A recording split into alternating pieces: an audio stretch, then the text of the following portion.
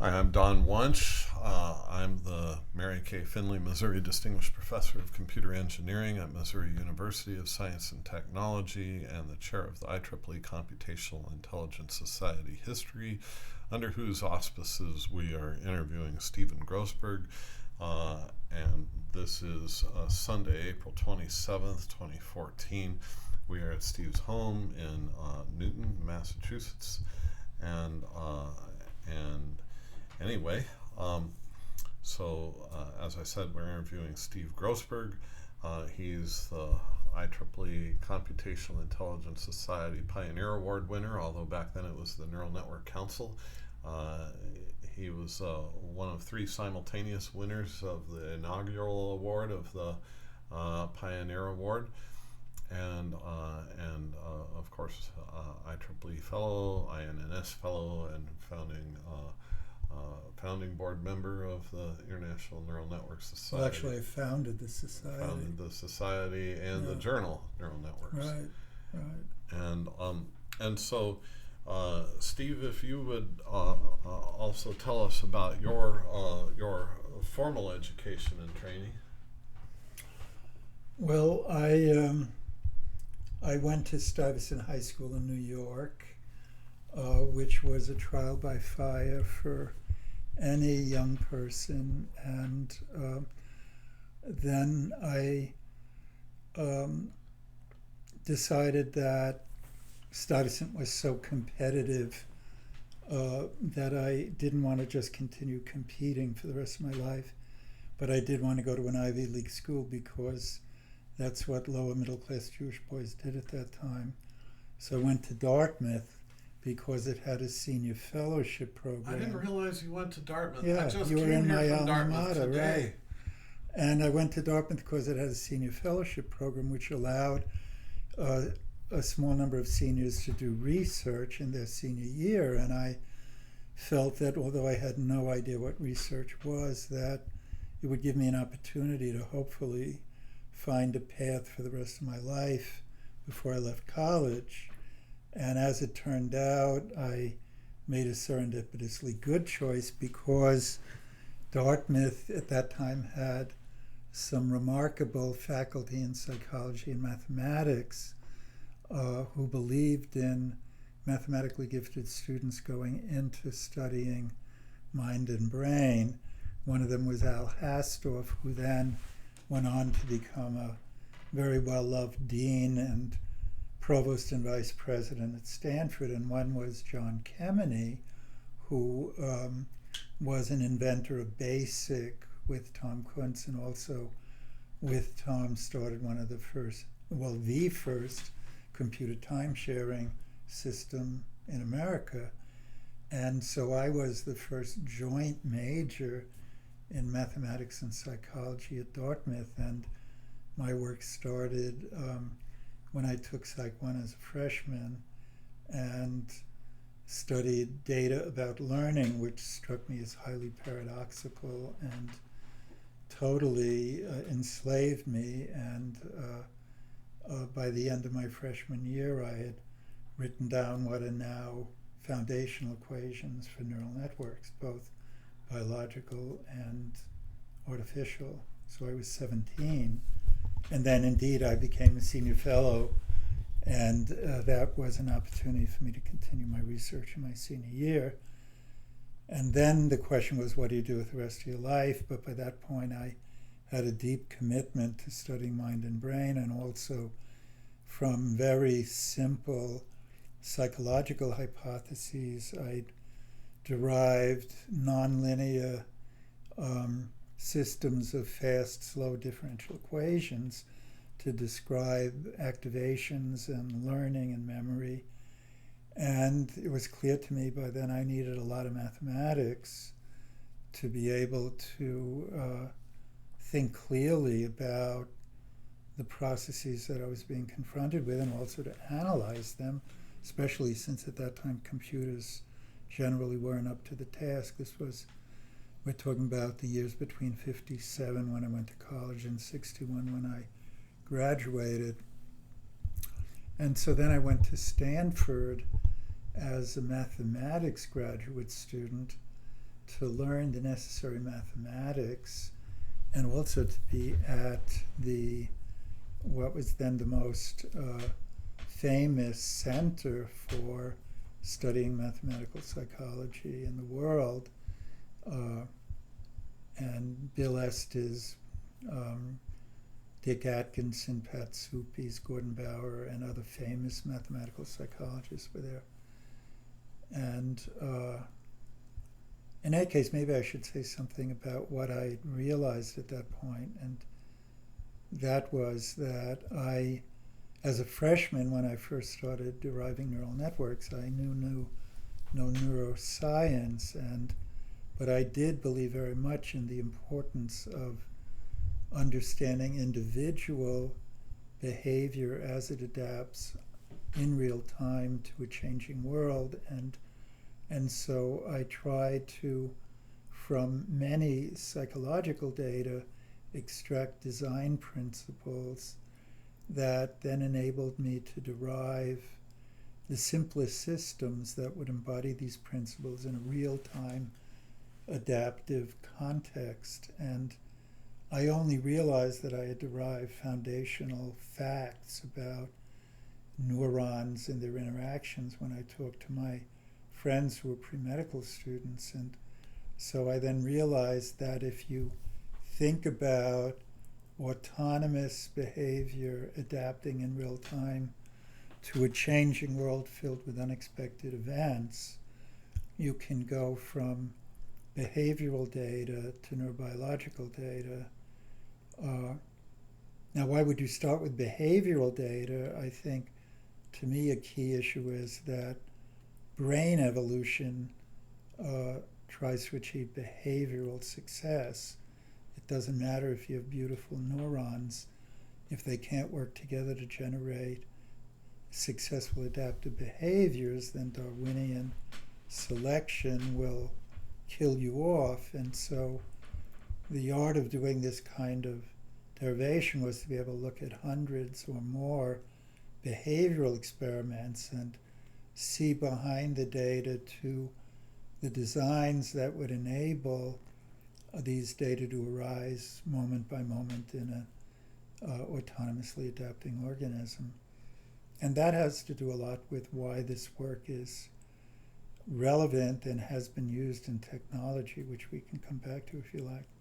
So this was your motivation for doing the math at Stanford, and then you transitioned into the doctorate at Rockefeller. Yeah, well, at Stanford, the psychologists who had really tried to get me to go there, and I was very grateful for it, were using finite Markov chains to explain group data about learning. They had a stimulus sampling theory, so-called, which was basically an EARN model where you had some elements that were unlearned, some elements that were earned, and transition probabilities between learning and forgetting. And that helped to compress, a number of experiments. It was very useful, but it didn't talk about individual behavior, and it had none of the concepts that you needed to adapt autonomously to the unexpected, i.e. to a non-stationary environment. On the other hand, at that point, I already knew why those models worked where they did, because I understood how they reflected deeper dynamics. But it was a big struggle for people like Bill Estes, who was a great experimental psychologist, to even master Markov chains and use it as an effective tool. And it was just too hard for them to make the leap into nonlinear neural networks. And also, I was a very shy young man, not politically adroit, and they just didn't know what the hell I was doing.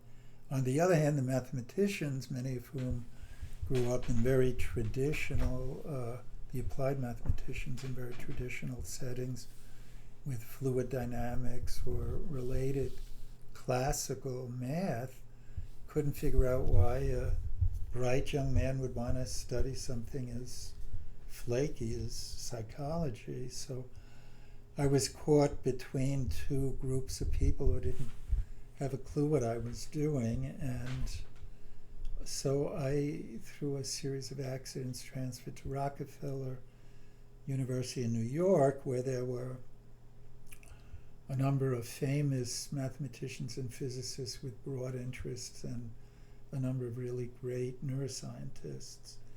And that was no picnic either, because they didn't know what the hell I was doing. I managed to survive primarily because I was always first in my class, and everyone said, "Oh, he's such a good student, he's so brilliant. What's gone wrong?"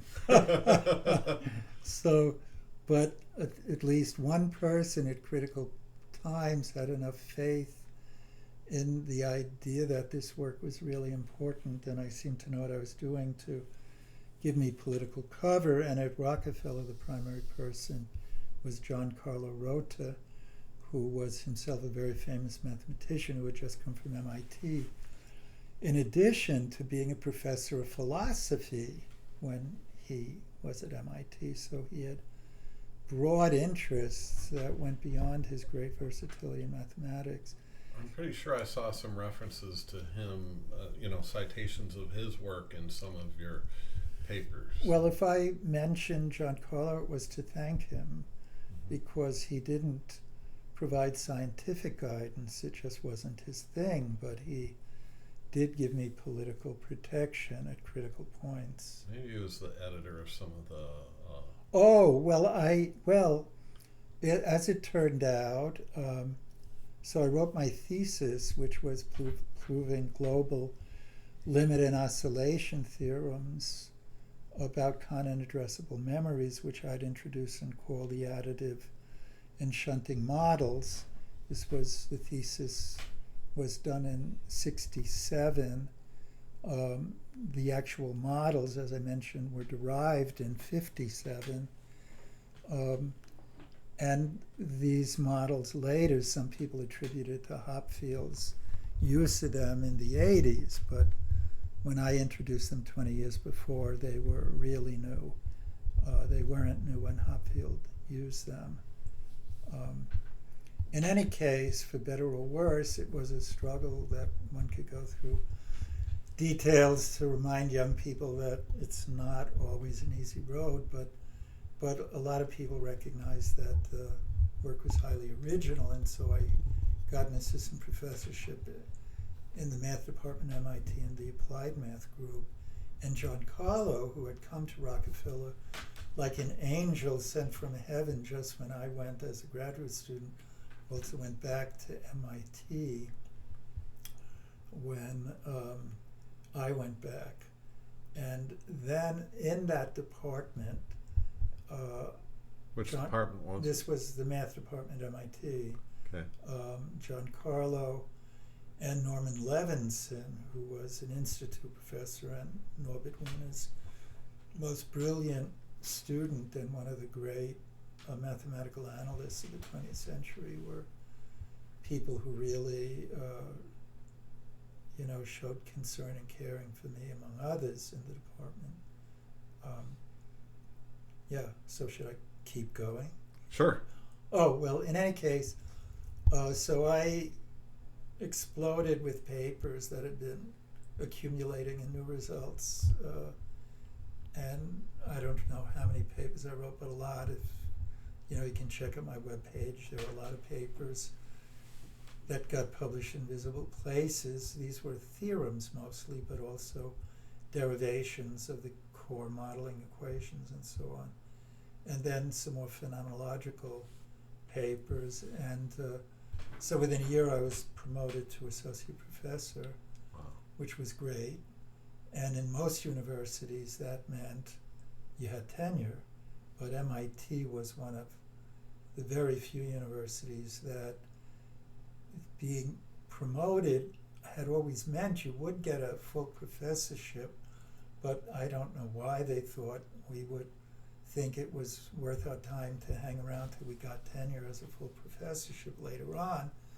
In any case, in the interim was the first major recession in the post-war era, and everyone panicked, and essentially all the associate professors were thrown out, including me. One could go into all the details, and those details are politically amusing in retrospect, but at the time were terrifying. But the problem was that so few people had positions anywhere that they might be saving a position for their best assistant professor for tenure.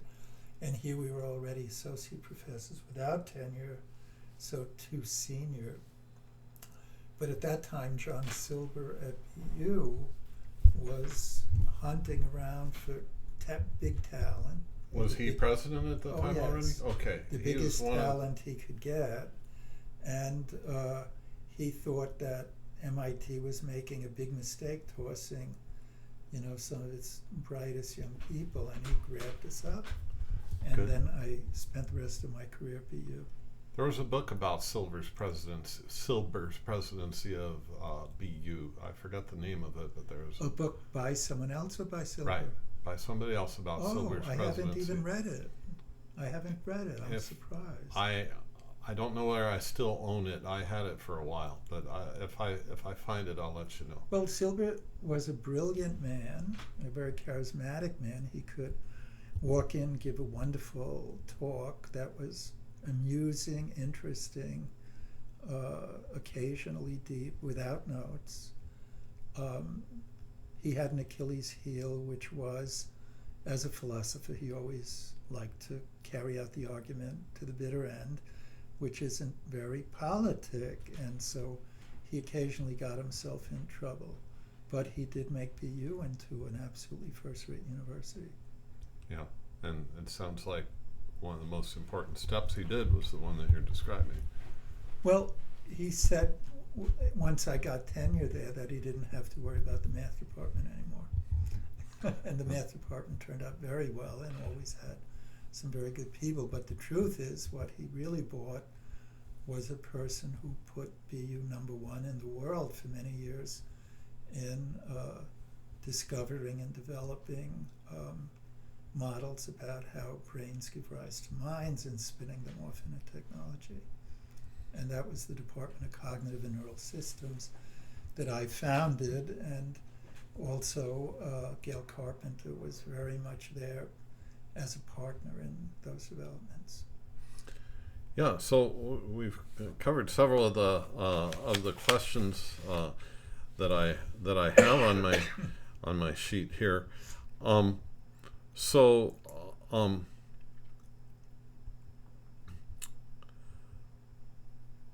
what would you characterize, beyond the comments that you've already made about the major challenge that you faced as you were developing your pioneering research? Well, there are challenges on all levels. Of course, the greatest challenge is not only being smart enough, but thinking properly about how things work. The scientific challenge for the individual is enormous. Studying our own minds is, in the mind, many people have said, it's the most complicated thing we can study. But in a broad sense, and then I'll try to clarify from the individual perspective as well, is the problem of literacy. That in order to deeply make this penetration, you have to know a number of different fields. And by know, I mean have a deep intuition about them in addition to techniques. So what do I mean by that? Remember, I made this comment before that brain evolution needs to achieve behavioral success. It doesn't matter if you have gorgeous neurons, if they can't interact together to generate adaptive behavioral properties, you'll be squashed by Darwinian selection. So that in order to try to get at the design principles that evolution has selected as brain designs, one needs to start at the behavioral level, because it's at that level that indices of behavioral success are computed. That's what we mean by behavioral success. And that's why I would always start with psychological experiments. Now, some people might think psychological experiments are very squishy, but I'm sorry to disagree in the sense that psychology is some of the largest databases in all of science, going way back over 100 years. Many of the data, not in every field, and new discoveries are, of course, always being made, many of the data have been replicated over and over again. The problem hasn't been that the data aren't there. The problem has been, what the hell do they mean? And this goes back to really deep historical issues, such as, I always like pointing out to the fact that some of the greatest physicists in the 19th century, Helmholtz, Maxwell, and Mach, also made profound contributions to psychology and or physiology. And then as soon as you get to Einstein in the early 20th century, Einstein would say, well, he wrote, I believe, in a famous letter to his friend Queen Elizabeth of Belgium, that when we look into ourselves, we see nothing, a black hole. So here we had all these great 19th century physicists doing psychology and physics. Well, why didn't it continue? And it really had to do with what they discovered about psychology and physics. The data of psychology and physics are, using the words the way I mean them, non-linear, non-stationary, and non-local. And you could do great 20th century physics with linear, stationary, and local laws. Both special and general relativity and quantum mechanics were built on 19th century mathematics with those characteristics. Like in quantum theory, we talk about stationary states. But go ahead. Already these guys realize that's not what the data of psychology are like. And in the case of Helmholtz, for example, who had made some of the greatest discoveries, it's why he walked out of psychology and spent the last part of his life only doing physics, because they didn't have a theoretical worldview or formalism to quantitatively express their deepest intuitions about what was going on in the data. And that led to a century almost of controversy in psychology, where people who were committed to collecting the data often used mathematical concepts that just weren't strong enough to unify the data. The one person I can think of in the 20th century would be Gabor. Yeah, and so what about Gabor, though? Well, just trying to think of examples of worthy contributions to the cross. Oh, well, there were many people. There are many great people, and you can go down a list of contributions, but what I'm talking about here aren't, useful technical contributions. I'm talking about what was missing to be able to derive unifying theories that could link multiple levels of organization, from observable behavior through physiology, anatomy, biophysics, biochemistry, in a single model, including how they would adapt to changing circumstances. That's a different kind of challenge. And so that, to come back, that's what I mean by the problem of literacy, that for many years you couldn't go to school to learn these things in one place. I couldn't go to school to. I lucked out because I started so young that I could grow up, and I also was smart enough to just voraciously assimilate huge literatures when I was a very young man, and haven't stopped to the present time. We're always learning more and more. But and I founded our department and INNS and neural networks as small additional ways to help create a community interdisciplinary enough in order to enable a transmission of this kind of information across traditional barriers. And I'm proud of the fact that INNS triggered ENNS and JNNS, and ultimately interest in IEEE, and neural networks triggered neural computation and the IEEE transactions. And so this got something going. If I hadn't been there, it would have happened anyway, but I was there and I was able to be a useful trigger.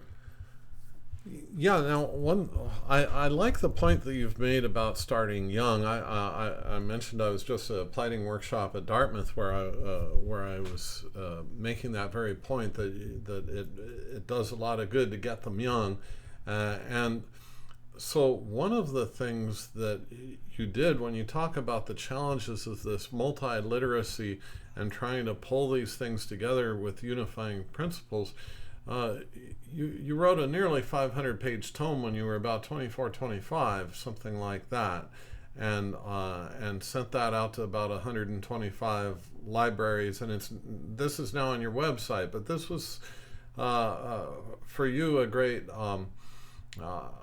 I don't know if a roadmap is what you'd call it, but certainly it gave you something to build on. Well, what had happened was that,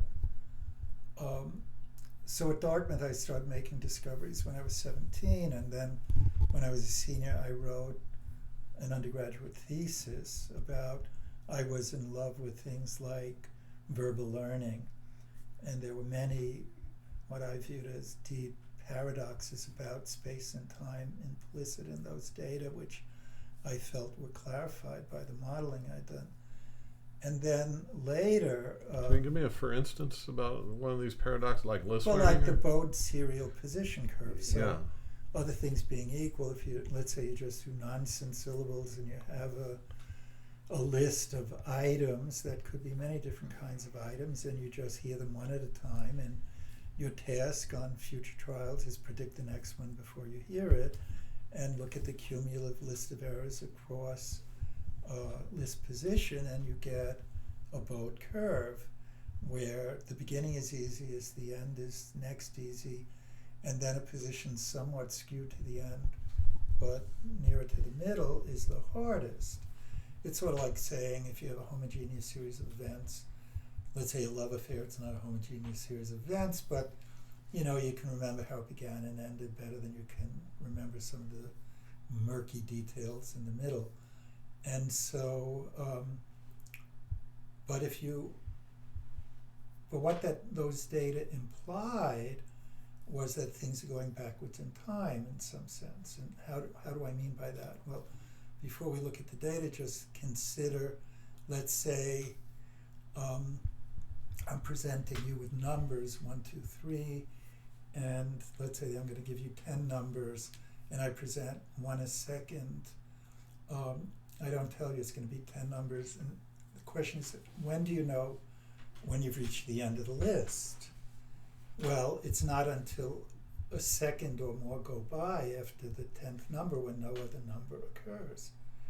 So it's the non-occurrence of numbers in the future that somehow, if there is going to be a difference in the way you process the end of the list, feeds backwards in time to change the way you processed it.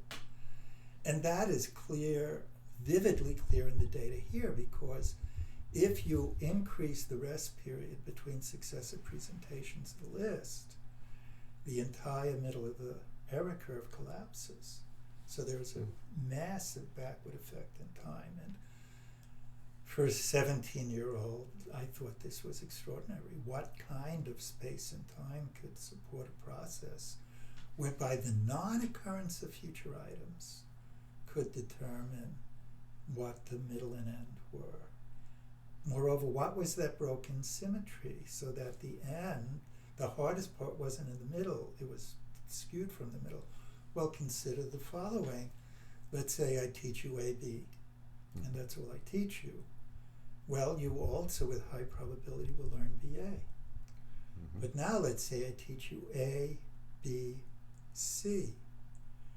Well, in the time between B and C, you don't know that B isn't the last letter. So there could be processes starting to give you the backwards associations from B to A. But after you've practiced ABC a number of times, when you are given B, there's a high probability of going to C. This illustrates that there's a broken symmetry between the future and the past. And that's reflected in the asymmetry in the Bode-Serial position curve. But from a computing point of view, what fascinated me was, first, what are the items? What space gives you items? And that's called chunking in the psychological literature. You learn unitized representation so that a word like anti-disestablishmentarianism is not a series of phonemes, it's a big chunk. But also, it's not just something on tape.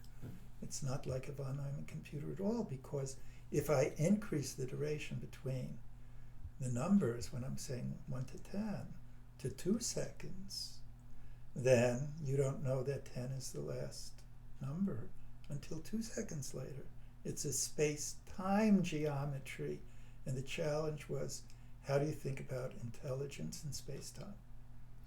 And so you were explaining how this paradox was motivating you to... I derived models, and those it was the verbal learning literature first that enabled me to write down the short-term, medium-term, and long-term memory equations for the additive and shunting models, which I did in 57, 58, where the additive model then started getting called the Hopfield model when he first used it in 84. But when I did it, it was almost 30 years before, and it was revolutionary then. And it explained a ton of data. And so some of this work went into your undergraduate thesis, but then this tome that you wrote... Okay, so what that was all about was that we had a first-year graduate student paper to write. And so they innocently said, write a short paper about something. And so I just sort of vomited out 10 years of results, and it turned out to be a 440-page monograph, of course, a monograph by a student who was a total autodidact with all the charm and, rough edges of such a piece. And my professors realized something unusual had happened. And many of them didn't feel qualified to evaluate it at all. But they suggested, and they financed, sending it to 125 of the leading scientists across the psychology, neuroscience spectrum, including quite a few Nobel laureates. And most of whom didn't know what hit them, because, you get this thing from a kid, and it's, it gets, pretty mathematical pretty fast. But, some people were kind enough to write back, like Eric Handel wrote me back. Oh, great. So, anyway, that was sent out in 1964. Did you save the letters back? Oh, I have a lot of old letters in boxes I haven't opened for 40 or 50 years. They travel with me from place to place. Wow. So they may be there. I never throw anything out, unfortunately. Oh, as you can see by looking at this house. Yeah. Oh, it's beautiful. It's just like a museum in here. Anyway, I love coming over here. It's just... Anyway, so... so that was really a kind of great regurgitation. And then I wrote 10 smaller papers and tried to get them into the Journal of Theoretical Biology. And again, I didn't get advice. I was very shy, and I just did my thing. And I sent all 10 to them at once. And they were all rejected. And Bob Rosen, who later became a good friend, said, if you'd sent us one, we would have accepted it. But we just didn't know how to deal with 10. So, there were a number of rough starts, but when I finally got to MIT and was proving theorems, and theorems could be mathematically interesting without people worrying about, what do I understand, what don't I understand.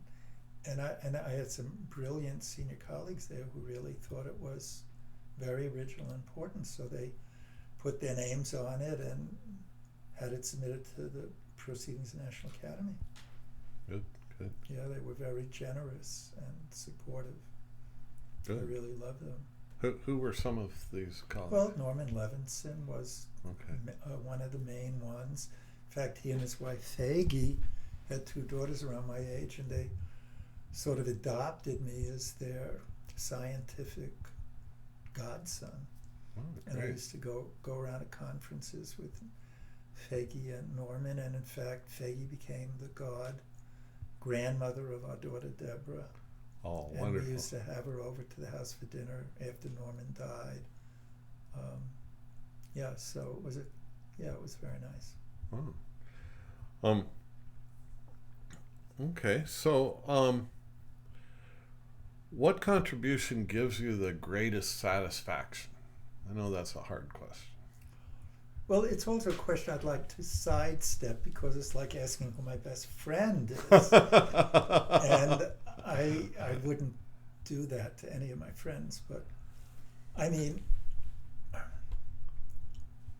let me give you a two-part answer. Okay. So I would have to include adaptive resonance theory in any such answer, which I do believe, just based on its current explanatory and predictive success, is the most advanced cognitive neural theory about how the brain learns to attend, recognize, and predict events in a changing world. On the other hand, I really couldn't stop with art. And for people interested, I wrote a heuristic review paper in 2012 in Neural Networks, which, I if nothing recommend else, that paper. gives you the feeling for the scope of the emerging theory. But I can't stop with art because in the course of doing a lot of work over many years, I guess I'm in my 57th year as a theorist, sort of, scary. I've introduced a couple of paradigms, and one paradigm is called complementary computing. And complementary computing arose when I began noticing in model after model that there were computationally complementary properties in every model. And complementarity means that for one process to compute a certain set of properties, it cannot in principle compute within it a complementary set of properties, and conversely, and that either set of properties is insufficient to govern intelligent behavior, but if they interact together in a kind of lock-fitting key sort of way, this is purely by analogy, then they can overcome each other's complementary deficiencies and compute complete information to enable it to solve certain adaptive environmental problems. And there's a list now of complementary computational properties and their anatomical and physiological substrates. It's supported by lots of data. In fact, I guess in 2000, I published in Trends in Cognitive Sciences a paper called The Complementary Brain. And so ART, or adaptive resonance theory, illustrates some of the core design principles and mechanisms in the so-called ventral or Watt cortical processing stream, which is devoted to things like perception, recognition, things like that. But there's a where dorsal cortical processing stream that is also there, which helps us to organize our understanding of space and controlling action. And I predicted and illustrated what I meant by saying that the Watt and where streams are complementary. So art is just sitting in the Watt stream, most of it. And let me illustrate what I mean. So in art, let's say I'm a very rich man, which I'm not, and I'm with you, and I like playing my little pranks, and I say, Don, when if you could find the red circular mask within 500 milliseconds, I'll give you $1 million. And anyway, I you blew lost. it. Yeah. It's over there. Anyway, Almost. so Yeah. so, but the point is that when I I say can't that resist to playing you, it out to the. when I say There that it is. to you, it's a goalie mask. It's a goalie sun mask. There it is. In the Anyway, middle of when the I frame. say that to I have to try you, other things being equal, you can recognize the mask more quickly and under less favorable visual conditions. So a match with your expectation of goalie mask or this red circular thing is excitatory. And in fact, learning in adaptive resonance theory, as you know at least as well as most people, that it's there to solve what I call the stability plasticity dilemma, which is how do we keep learning quickly more and more things in life without the new stuff forcing out the old stuff, i.e. how do we learn quickly without forcing catastrophic forgetting so that we can become more and more expert about objects and events in the world. On the other hand, if you think about space in action, let's say I want to reach for the mic. Well, I want to reach the position where it is. That's the target position or where I want to go. I'm starting where my hand is now. That's the present position. And now let's say I reach for the mic and I get there. When I get there, what do? I stop. So now I have a match between where I want to go and where I am. And when the two are equal, I get 0. In other words, I am where I want to go, end of story. So matching in the where stream is often inhibitory. And in fact, learning is often mismatch-based learning based on differences. Just like in the scalar mode, the kind of error-correcting learning in backpropagation or something. And just as with backpropagation, this kind of learning in the where stream does experience catastrophic forgetting. But that's great. Because you want to forget because when you're done. I don't want my baby controller to be controlling my adult body. So I want to keep updating my spatial and action parameters and trajectory controllers to the current parameters of my body. So you're talking a little bit about mismatch-based learning, but on the other hand, there's certainly match-based learning is very important. Hebbian learning, and what art does that you only allow it to turn on when you have detected that you're in a match. Well, I approximate that, but I don't even like using the word Hebbian. I respect Hebb a lot, but if you read the Hebb law, and if we're going to take him literally, and as a scientist we must, his weights can only go up. Yeah. That means they either diverge or they saturate. Wrong law. Yeah, although saturation can be a good thing. Not in the cases he wants them. Okay. The problem with Hebb is that he chooses the wrong computational unit, the wrong functional unit. It's not a connection between individual cells. If you're learning about patterns, distributed patterns, whether filtering patterns or reproducing patterns, and as soon as you realize that, the weights have to be able to go up and down to match the pattern. So whereas Hebb gave us a law that would be like current LTP or long-term potentiation, what you needed a law which would give you a combination of LTP and LTD. It could be potentiated or depressed. And I was the person who realized that because I had proved theorems about the computational unit being distributed patterns and how to control them in short and long-term memory. And so I wrote out the laws, which then later got supported by data by people like Wolfsinger and others. So it isn't Hebbian. The word Hebb was used loosely by physiologists who really didn't care about details.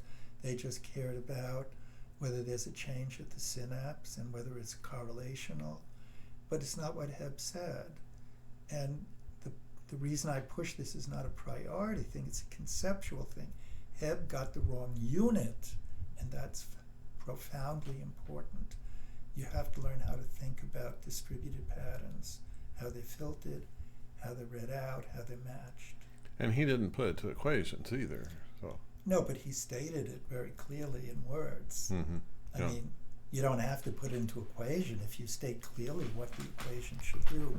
He got the wrong heuristic, and, it's wrong.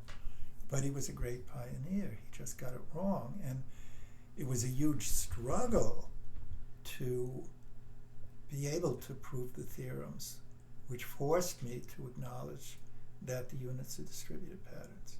Didn't come easy. Mm-hmm.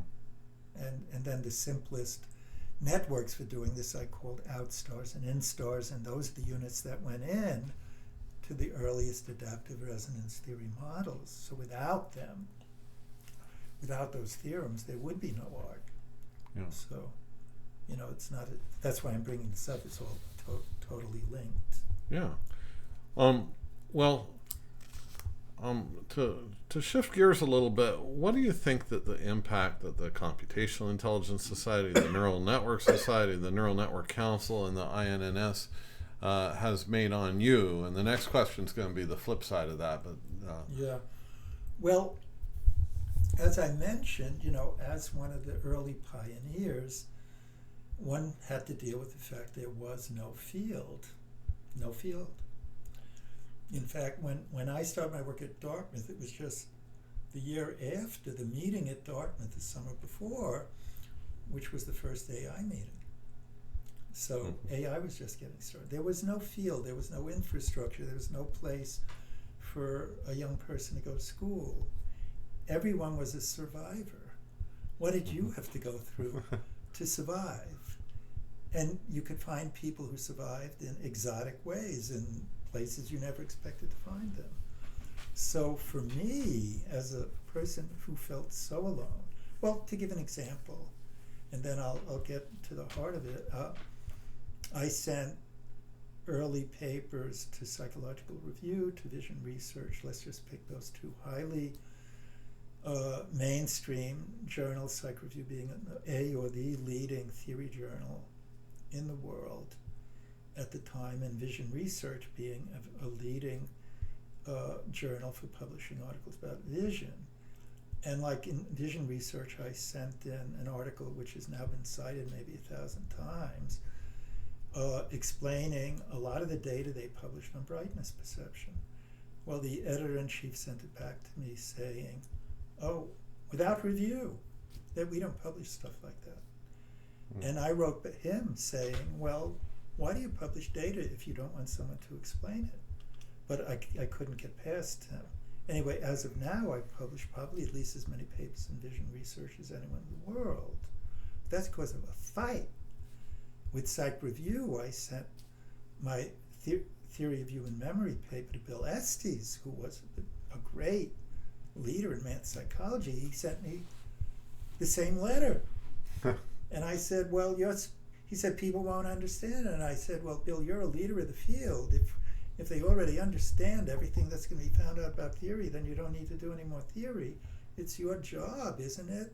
I mean, this took a lot of guts for such a shy person. Sometimes I had the chutzpah that I needed. It's your job to help define future taste. And then he let me publish. And I published probably as many papers in Psych Review today as anyone in the world. So there was no field. It was a struggle to get published at all. And in order to make it possible for people of all ages to get together and learn from each other, first I had a big feeling that not only are there so many things to learn in the biological side, the psychology, the neuroscience, the biophysics, the computation, the mathematics, the dynamical systems, but also to do the tech transfer so that people in technology would be able to know about models that had functional competences that may be useful in their applications. We needed new infrastructure. And I wrote about this in the editorial when I stepped down from being editor-in-chief of Neural Networks at the beginning of 2010, we needed a place to get together and exchange our latest results. We needed a place to try to publish our results. We needed a place to train people, so I started a department. So I try to help do my little bit to create infrastructure to help define a field. You have to have infrastructure to have a field, and then, as I indicated before, these things help to galvanize a cascade of other creations until we had a lot of opportunities, and that helped to legitimize the activity, and therefore indirectly made it a little easier to publish in other places, over and beyond the fact that it was supporting more and more people doing research in this, and they could, based on the fights of us older people, get into those journals more easily. So like now, it's unthinkable that someone would send me reviews like I got 30, 40 years ago. Unthinkable. Well, they find new ways to reject papers that still deserve to be published. So the one lesson here is don't take no for an answer, grad students and new faculty.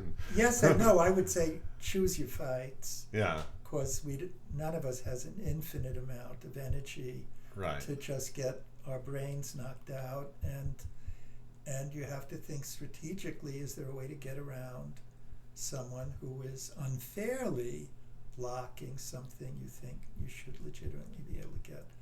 But you can't get everything you want in this life, and sometimes it is easy to resubmit elsewhere, but it's important to be able to make your case. And yeah, well, and so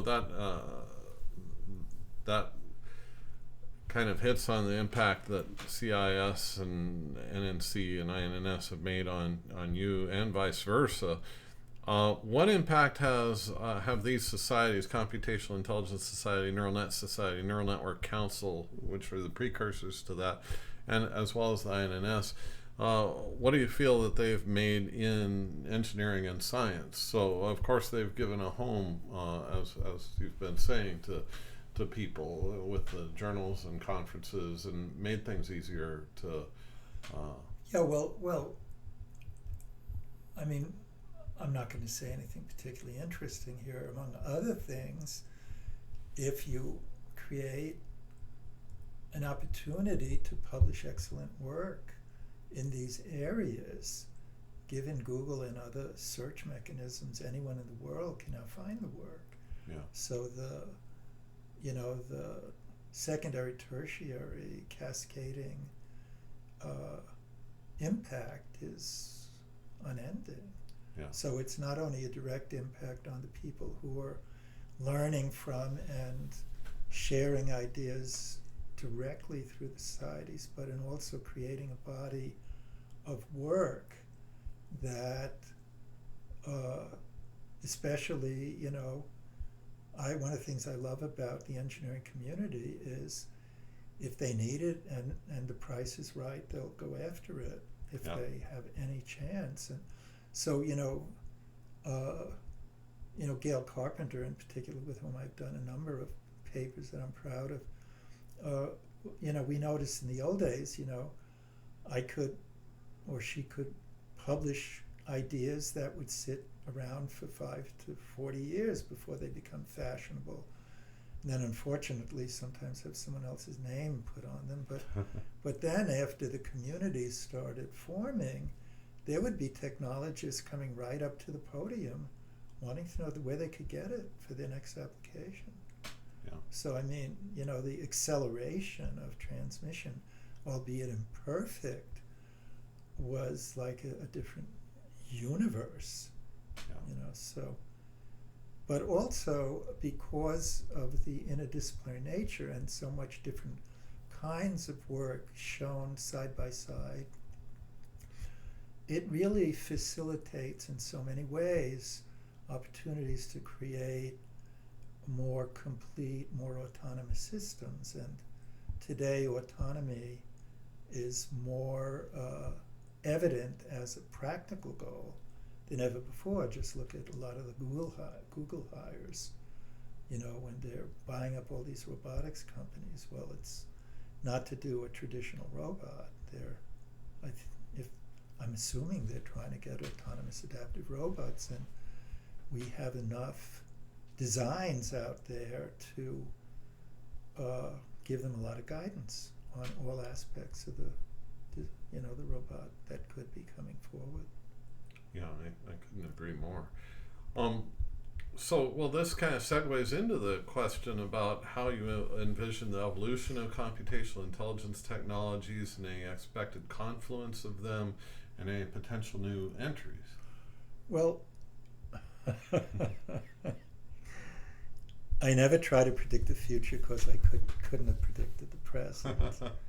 That being said, if I had to emphasize something I already mentioned, it seems to me a critical contribution is autonomy. And as I began my comments with, one of the things that I discovered very early on, and which has always been a source of great satisfaction to me, is that if you can probe the designs whereby our minds can individually, autonomously adapt moment by moment to a changing world filled with unexpected events, then you can derive brain architecture.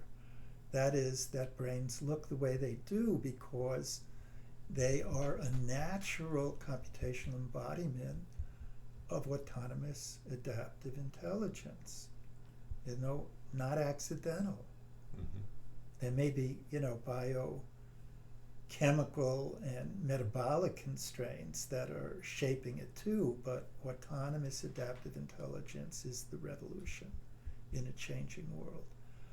And that's what I view as the revolutionary contributions of our field. Our field also has many what I call neoclassical contributions that are very valuable, like backpropagation, with pioneers like Shinichi Amari, Paul Werbos, David Parker, and then popularized by Rummel, Hart, Hinton, and Williams, is really,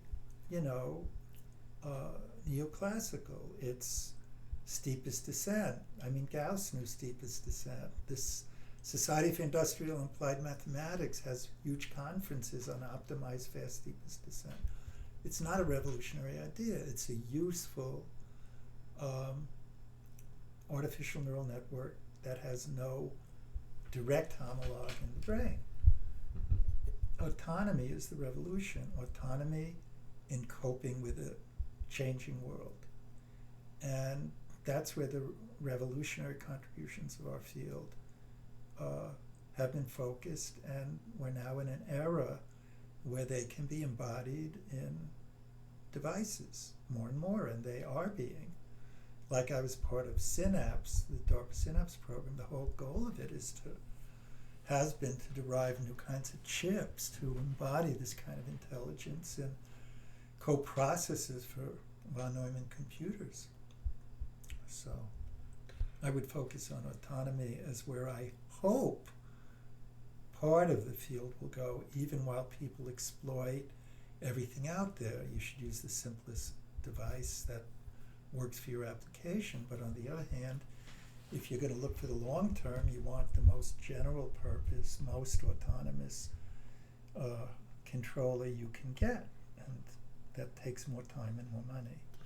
So that's where you see the computational intelligence going. How about that's where I hope it will go. I can't predict the future. Okay. Well, too non-stationary. Well, my very next question asks you to do so in a different aspect, and that is any scientific breakthrough involving these technologies. In other words, do you see these as these technologies move forward? Do you see them being applied to some new breakthrough that hasn't happened yet? Well, I'm not focusing too well on the many aspects of that, except to say that just about everything we do will be changed when we have more autonomous controllers, from more autonomous automobiles, more autonomous houses to, more autonomous phones, just imagine every device in our life having more autonomous adaptive intelligence, just like people are trying to do it just to, sell you more of their product by tracking your preferences. I mean, it's not just a particular application. It's really, a phase transition in how society will be organized. But when it becomes autocatalytic, I don't know. It is happening. You can see it happening. When big companies start putting real money in this direction, it's already, within reach. Yeah, absolutely.